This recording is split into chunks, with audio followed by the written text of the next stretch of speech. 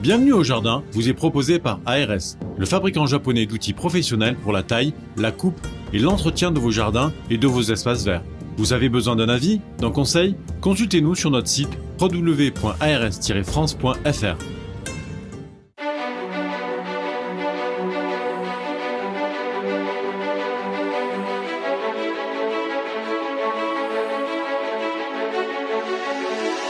News Jardin TV vous propose Bienvenue au Jardin, une émission 100% nature, animée par Patrick Mulan et Roland Motte. Vous cherchez la petite bête? Toutes les réponses dans le dossier de Bienvenue au Jardin. Comme nous sommes en plein hiver et qu'il y a un manque régulier de couleurs, de fleurs, je me suis dit, il faut absolument qu'on leur fasse plaisir. On va aller rêver un peu. Et quoi de mieux que les mimosas? Les mimosas qui vont commencer à fleurir, qui ont peut-être commencé dans certaines régions vraiment très abritées, en fonction aussi des variétés. On dit souvent le mimosa et la fleur de janvier, c'est plutôt quand même un peu la fleur de février. Bon, ça dépend de la douceur globale de l'hiver. Première chose à savoir, même si aujourd'hui, et c'est vrai, on y reviendra, c'est une plante qui pose des problèmes écologiques dans le milieu, je mets 25 guillemets, naturel, ça n'a rien. C'est pas naturel, c'est pas de chez nous. Les mimosas qu'on cultive sont des plantes australiennes qui ont été introduites au 19e siècle et qui sont particulièrement bien adaptées au climat méditerranéen et qui, aujourd'hui, pour certains, posent des problèmes. Attention, toujours dans ce que l'on appelle aussi les plantes sauvages. Là, on est sur une plante introduite et c'est pour ça aussi qu'elle fait partie de la liste de ce qu'on appelle aussi les invasives, contrairement aux envahissantes. Les envahissantes sont des plantes indigènes, sauvages, naturelles, entre guillemets, qui ont tendance à prospérer, comme le chien-dent, par exemple, ou le liseron. Et les invasives sont des aliens, c'est-à-dire des plantes étrangères qu'on a introduites et qui se sont acclimatées et qui deviennent envahissantes. J'adore poser des colles à mon ami Roland. Allez, et en poser encore une. I am ready. Parle-moi de mimosa. Ah, mimosa. Non, botaniquement. Ah, botaniquement, donc c'est la femme de Popeye, déjà. Le mimosa Acacia des Albata, entre autres. Tu commences déjà à poser le problème. Le mimosa vernaculaire est un acacia. Oui. Mais l'acacia vernaculaire, c'est... Ah non, c'est Robinia pseudo-acacia. Voilà. Attends. Pas à moi, on me la fait pas. Robinia pseudo-acacia, qui est l'acacia de nos campagnes qu'on connaît avec sa floraison très jolie, très parfumée, oui. Et en genre botanique, mimosa, c'est quoi? Alors mimosa, c'est donc Mimosa pudica, c'est la petite c'est la sensitive, là, la petite machine qu'on touche et puis qui se sauve. Tu vois à quel point c'est le bazar. Mais non. À quel point les termes peuvent être erronés. C'est-à-dire que si on avait conservé le mot mimosa pour le mimosa pudica, tout le monde saurait que c'est cette plante qu'on appelle la sensitive. Alors qui s'est gouré à un moment là? Non, en tant que botaniste, on devrait dire nous parlons des acacias. Ah oui. Et on va parler pas que de Acacia des Albata d'ailleurs. Oui. Bon, je vous en donnerai quelques autres tout à l'heure parce que vous pouvez cultiver pas mal d'acacias, donc de mimosa, sur la Côte d'Azur. Attention à ces dénominations qui peuvent être complètement troublantes. Le genre Acacia, c'est énorme. 1200 espèces. On en voit partout dans le monde, sauf sur un continent, le nôtre. Il n'y a aucun acacia indigène en Europe. Mimosa aussi d'ailleurs. Et c'est Joséphine de Beauharnais, l'épouse de Napoléon, qui était une dingue de plantes. Elle avait des moyens extraordinaires, donc elle envoyait des botanistes dans le monde entier, elle avait des correspondants qui envoyaient des plantes, etc., et qui les introduisaient à la Malmaison, qui n'était pas le lieu le plus idéal pour les plantes tropicales, sauf qu'elle avait des serres immenses. Vers 1804, sont apparus sur la Côte d'Azur les premiers mimosas qui venaient d'Australie. En revanche, la culture de mimosa, qu'on connaît donc Acacia des Albata, c'est beaucoup plus tard, parce que c'est 1864. On est sur des plantes qui ne sont pas si vieilles que ça dans notre pays, et qui ont très rapidement quand même eu la possibilité de pousser vraiment bien dans le pays méditerranéen.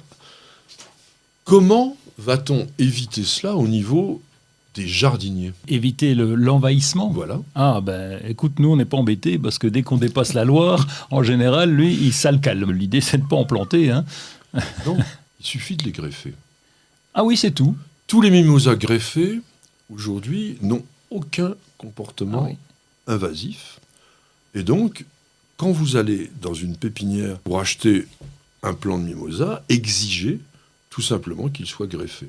Alors, le porte-greffe, c'est quoi ? C'est souvent Acacia retinodes, c'est-à-dire la mimosa des 4 saisons. Le porte-greffe, c'est pas lui qui va générer l'invasion, c'est les colonies par les graines.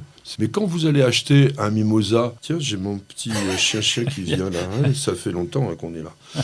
Quand vous allez acheter un mimosa Mirandole, le Gaulois, Rustica, etc., ce sont des mimosas qui sont totalement stériles au niveau de leurs graines. Donc on n'a aucun risque d'invasion.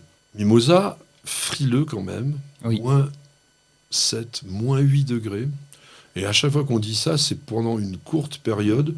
Donc je vais vous dire tout de suite, nous on en a un, il est à la véranda depuis le début novembre, et il va y rester jusqu'au fin avril peut-être. Ça demande beaucoup d'eau. On fait crever facilement les mimosas en pot quand on ne les arrose pas suffisamment.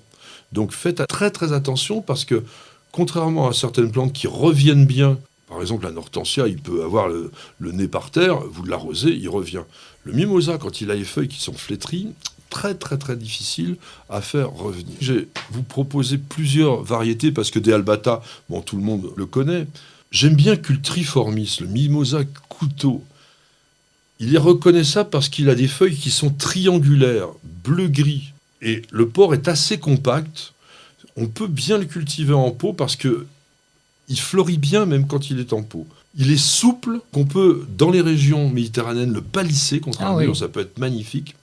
Et les grappes de fleurs, mais elles sont très abondantes, très riches en pollen, et on peut les consommer. Toi qui bouffes tout, on en fait des beignets.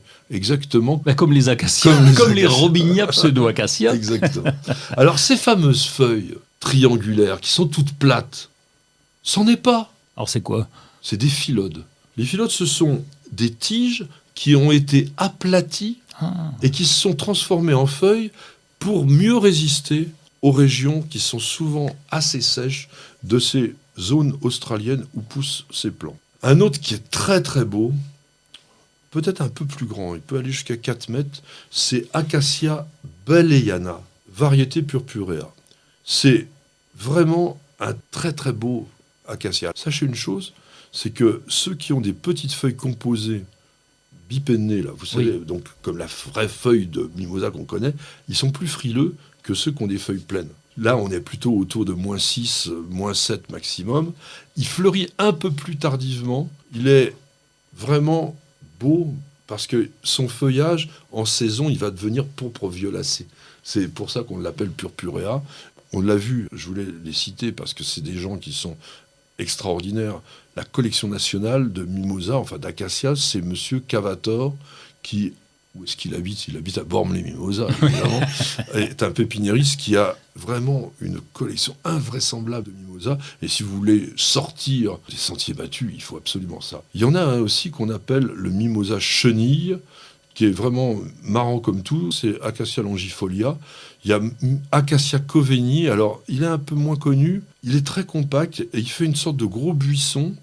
Peut atteindre quand même 4 mètres, et avec un feuillage très dense et gris argenté. Parce que, malheureusement, Acacia De albata, il est vert. Oui. Il n'a pas ce côté extraordinaire de contraste qu'on a entre le feuillage gris-argent et les fleurs jaunes. Alors, on n'a pas beaucoup parlé des fleurs. Elles ont un défaut, ces fleurs, elles durent très peu de temps. Surtout, ne les cueillez pas. Si vous avez la chance d'avoir des mimosas, laissez-les sur l'arbre. Elles vont rester beaucoup plus longtemps qu'en bouquet. Bouquet, c'est 24-48 heures maximum. Donc, c'est pas la peine de les couper. En revanche, ça sent très très bon. Oui. C'est un plaisir. Il y a Bon Accueil, qui est une très belle variété, qu'il faut aussi cultiver. Donc, je vous disais, Cavator, c'est 140 espèces et 30 cultivars différents, donc c'est vraiment très très très très bien. On pourrait aussi parler de la taille. La taille, c'est simple, c'est tous les ans, une fois que la floraison est finie, vous coupez toutes les parties qui ont fleuri de manière à stimuler tout simplement l'émission de nouvelles. C'est comme ça qu'on terminera notre émission. Je vous remercie de nous avoir suivis, vous êtes de plus en plus nombreux, ça nous fait vraiment plaisir. Et avec notre petite perle si mignonne, on vous dit à la semaine prochaine et bienvenue au jardin.